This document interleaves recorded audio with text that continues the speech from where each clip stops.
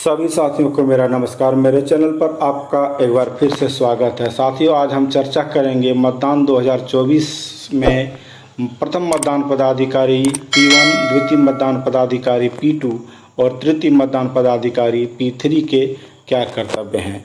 मतदान के दिन मतदान केंद्र पर उनको अपने क्या क्या कार्य करने हैं। तो सबसे पहले हम चर्चा करेंगे P1 के बारे में, जहां मतदाता सर्वप्रथम उनके पास ही आते हैं। तो P1 जो कि निर्वाचक नामावली की चिन्हित पत्रिका पर प्रभारी होते हैं, वो ये सुनिश्चित करते हैं कि जो मतदाता वोट देने के लिए आए हुए हैं वो सही है या नहीं है।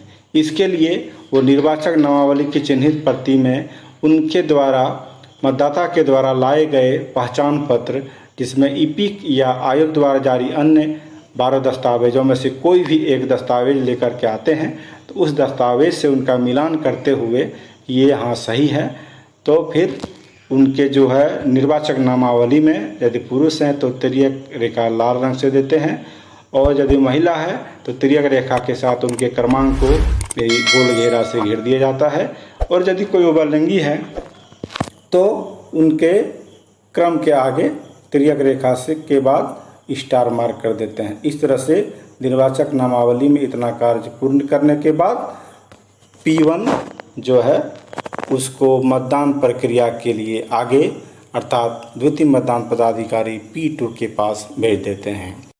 साथियों, P2 के कार्यों को जानने से पहले यहाँ P1 के और जो महत्वपूर्ण कार्य हैं पहले उसके बारे में जान लेते हैं कि P1 जो है प्रत्येक 2 घंटे में वो रिपोर्ट देंगे कि कितने महिला और पुरुष ने वो मतदान किया है और उनका प्रतिशत कितना है। ये इसके साथ ही वो मतदाता रजिस्टर जिसे 17 क कहते हैं, उसके सबसे ऊपर में लिखेंगे कि कंट्रोल यूनिट अर्थात नियंत्रण इकाई के टोटल को चेक किया और शून्य पाया।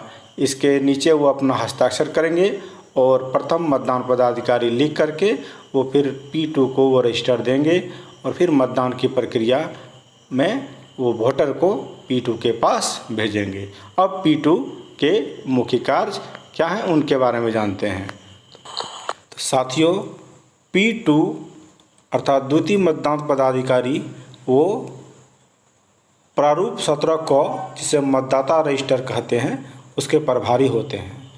यह मतदाता रजिस्टर में मतदाता जो वोट देने के लिए आएंगे उसके क्रम संख्या, उसके नाम और पहचान के स्वरूप में वो जो लाते हैं, अगर ईपिक लाते हैं तो ईपी लिखेंगे, अन्य कोई दस्तावेज लाते हैं जिसे 12 अन्य दस्तावेज हैं तो उसका नाम लिख करके उसके जो अंक हैं लास्ट के 4 संख्या जो अंत के हैं उसको उसमें अंकित करेंगे, और उस मतदाता का हस्ताक्षर या अंगूठे का निशान लेंगे।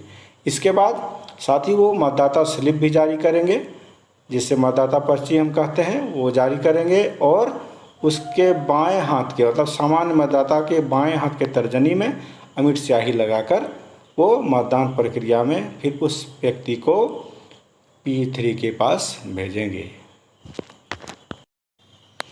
साथियों, P3 जो मतदान कर्मी तृतीय हैं वो मतदान मशीन के कंट्रोल यूनिट के प्रभारी होते हैं।